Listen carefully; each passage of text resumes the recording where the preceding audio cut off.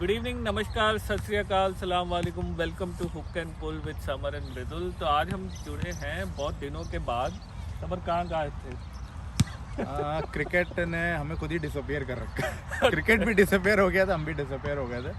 Finally हम आ गए हैं और बात करते हैं क्रिकेट को लेके, क्योंकि क्रिकेट जो है वापस back in action. World cup finalise हो गया है, हम खेलने जा रहे हैं यूएई में। ओमान को भी मौका मिल गया है। हाँ, और हम भी एक्शन में वापस आ चुके हैं।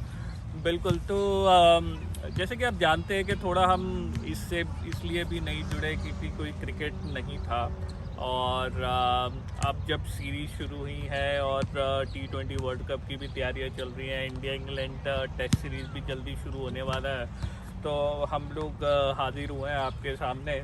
तो आज शुरुआत करते हैं इस बात से कि जो एक इंडिया और श्रीलंका की सीरीज़ प्लान हुई थी वो शुरू हो गई है। पहला वनडे मैच कल हुआ और जैसा कि उम्मीद थी कि ये जो टीम बनी थी वो कंपटीशन देगी श्रीलंका को। इनफैक्ट श्रीलंका कोई कंपटीशन नहीं है इस टीम के मतलब मुझे लगता है 6-0 देख रहे हो आप। मुझे तो लगता है जिस तरह का खेल हुआ, क्योंकि बट जब राणा तुंगा ने एक अपना कमेंट दिया था और उन्होंने बोला कि इंडिया ने ये अच्छा नहीं किया कि अपनी बी टीम उतार दी, जिसमें ज़्यादा प्लेयर जो हैं वो इंटरनेशनल लेवल पर नहीं खेले हैं। लेकिन हालांकि ऐसा था नहीं, क्योंकि जो भी प्लेयर्स थे भले उनको मौके कम मिले और इंडिया में ऑलरेडी इतने एस्टैब्लिश प्लेयर्स थे, जिस चक्कर में बहुत प्लेयर ऐसे थे जिन्होंने 1 या 2 मैचेस अभी तक खेले हैं इंटरनेशनल लेवल पे, लेकिन वो T20 पे IPL में उन्होंने एक अच्छा प्रदर्शन कर रखा है।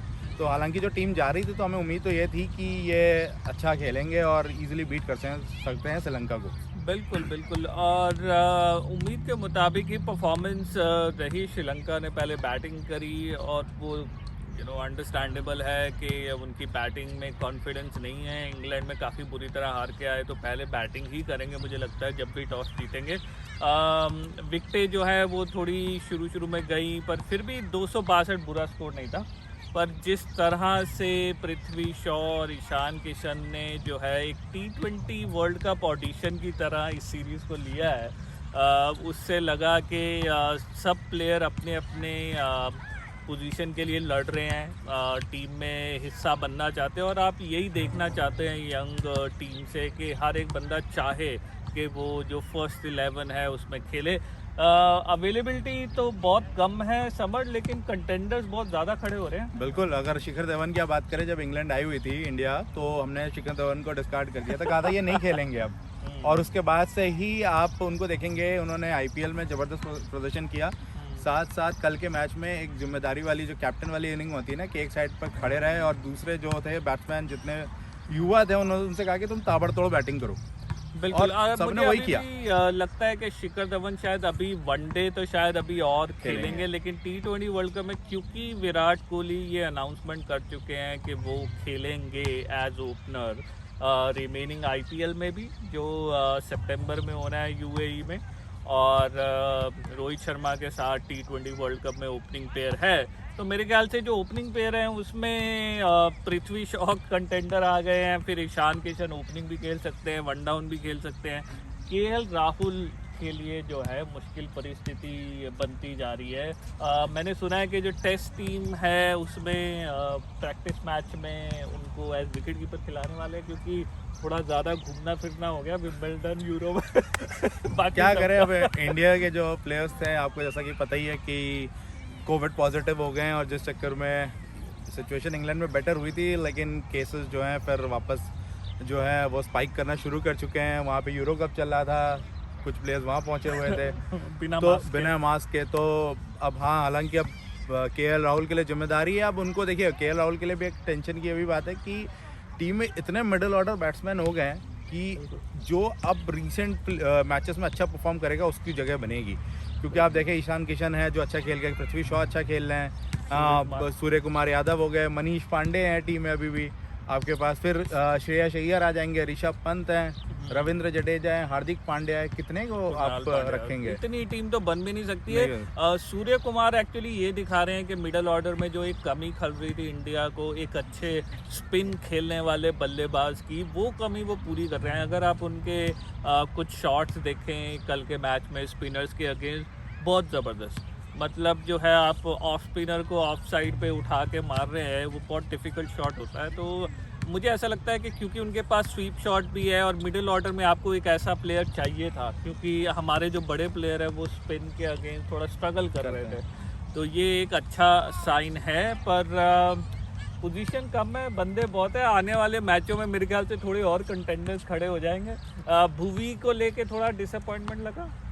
देखिए, हो सकता है कि इंजरी के बाद आ रहे हैं, थोड़े से वो तो इंजरी प्रोन रहती ही हैं, उनके साथ प्रॉब्लम ये है। ऊपर से हाँ, ये कि अब ये 6 जो मैचेस है इसमें देखने वाला होगा कि उनकी परफॉर्मेंस कैसी रहती है, क्योंकि भुवी एक ऐसे प्लेयर है जो स्विंग को अच्छा, मतलब शुरू में बॉलिंग उनकी अच्छी रहती है और मैनेजमेंट चाहती है कि एक स्विंग बॉलर आए इंग्लैंड में, क्योंकि अभी जो हालांकि हमारे पास बॉलर बहुत अच्छे हैं लेकिन स्विंग बॉलर नहीं है। तो अगर भुवी ये 6 मैच अच्छे निकाल देते हैं तो चांस है, क्योंकि टूर तो लंबा है इंग्लैंड का। देखिए, मुझे लगता है कि शायद भुवनेश्वर अब ना खुद को, मुझे लगता है कि टेस्ट क्रिकेट के लिए शायद ज़्यादा अवेलेबल नहीं करेंगे, क्योंकि वो उनको दिक्कतें रहती हैं। बट मुझे लगता है लिमिटेड ओवर क्रिकेट के लिए वो रह सकते हैं रेगुलर, अगर उनकी बॉलिंग जो है फॉर्म में रहेगी तो क्योंकि बॉलर्स इंडिया के पास हैं। लेकिन हाँ, आप खेल भी, अगर आप वर्ल्ड कप देखोगे तो आप खेल भी अबू धाबी में रहे हो, तो जहाँ पे ये सारे प्लेयर्स जो हैं IPL खेल चुके हैं, चाहे बुमराह हो गए, शमी हो गए, तो मुझे लगता है भुवी का होना ज़रूरी है वर्ल्ड कप में। कुलचा, कोच राहुल द्रविड़ के आते ही कुलचा की जोड़ी वापस आ गई है और चल भी गई है।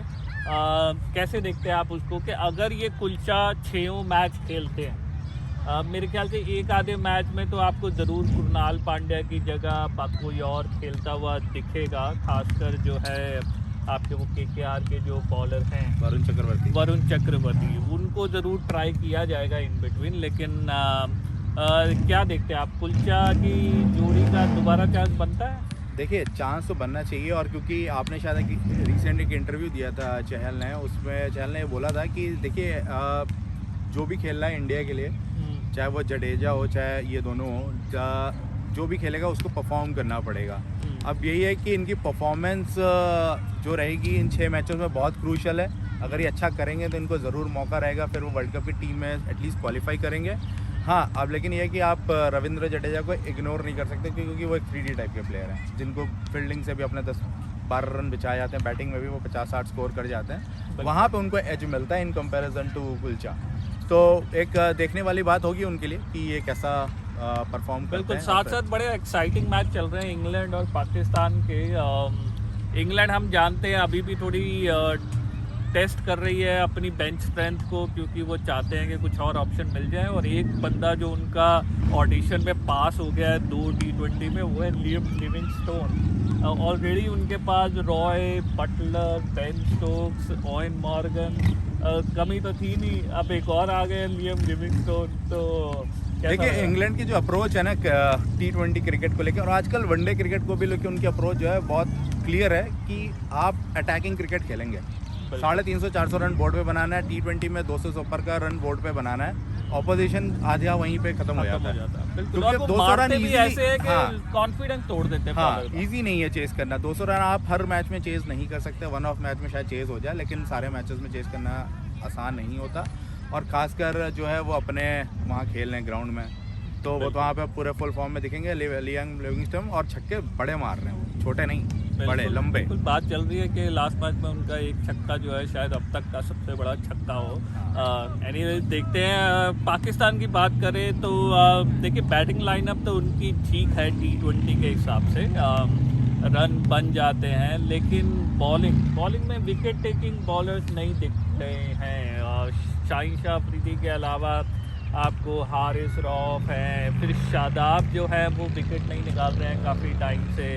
इमाद वसीम भी थोड़े कंटेन करने वाले बॉलर हैं। तो पाकिस्तान की टीम को कैसे देखते हैं, क्योंकि T20 वर्ल्ड कप में सेम ग्रुप में आ गए हैं, तो इंडिया को खेलेंगे पाकिस्तान। बिल्कुल, और इमाद वसीम की जैसे आप बात करें, इमाद वसीम की बॉलिंग जो आती है ना, उनकी बॉल घूमती नहीं है, वो बहुत जो है कृणाल पांड्या की तरह बॉलिंग करते हैं, विकेट टू विकेट उनकी बॉल रहती है। शादाब के साथ प्रॉब्लम हो रही है कि शादाब जो है वो बॉलिंग ऑलराउंडर है, उनको बॉल से ज़्यादा परफॉर्म करना है, लेकिन क्या है कि उनकी बॉलिंग बहुत अच्छा कर नहीं रही है, तो वहाँ पे उनको इम्प्रूवमेंट चाहिए। और उनको ये देखना पड़ेगा, अगर आप इंग्लैंड में खेल रहे हो, इंग्लैंड उस दिन 3 लेग स्पिनर के साथ खेल रहा था, बिल्कुल, और आपने जो है वो 2 लेग स्पिनर के लाए, तो ये सारी चीज़ें आपको देखनी पड़ेगी। आपको लगता है कि उस्मान कादिर को अगर, क्योंकि वो गए हुए टीम में, अगर उनको आप मौका दे सकते हैं वो खेल सकते हैं। बिल्कुल। बैटिंग में भी मुझे लगता है कि पाकिस्तान की टीम जो है वो कंसिस्टेंट नहीं है। एक मैच बहुत अच्छा खेले थे कल, 149 या 150 पे ऑल आउट हो गए थे। बिल्कुल, तो, लेकिन ये एक लेकिन टीम उनकी लाइनअप अच्छी है। टीम बुरी नहीं है। हाँ, अपने दिन किसी को भी हरा सकते हैं, लेकिन कंसिस्टेंसी चाहिए। बॉलिंग लाइनअप में थोड़ी और धार चाहिए और विकेटिंग बॉलर चाहिए। आपने सही कहा, उस्मान कादिर को ट्राई कर सकते हैं। हसनैन उनके चल नहीं है तो शायद वाहब रियाज के बारे में सोच सकते हैं, वो बाहर बैठे हैं। तो लेट्स सी कैसा रहता है। हम लोग जल्दी वापस जुड़ेंगे, क्योंकि जो इंडिया श्रीलंका की सीरीज़ है उस पर नज़र तो बनी रहेगी। बिल्कुल, हम आपके साथ जल्दी ही जुड़ेंगे और आपके साथ फिर रिव्यू करेंगे अगले मैचेस को लेके। तब तक हमारे चैनल को लाइक करिए, सब्सक्राइब करिए, अपने फीडबैक देते रहिए। Hook and Pull with Samar and Mridul. Thank you. Thank you.